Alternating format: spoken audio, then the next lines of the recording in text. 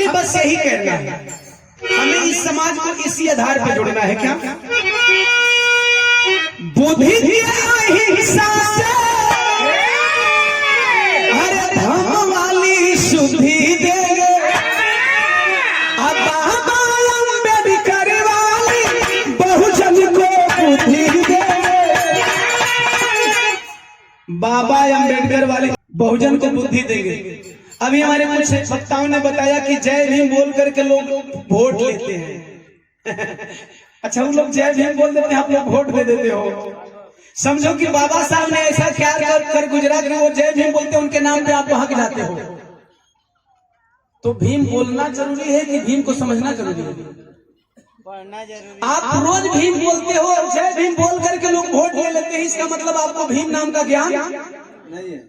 इसलिए बाबा अंबेडकर वाली बहुजन को बुद्धि देंगे, वो भीम बोल करके वोट लेने आएंगे। आप भी भीम बोल दो, लेकिन भीम बोल करके वोट देना नहीं है, वोट लेना है।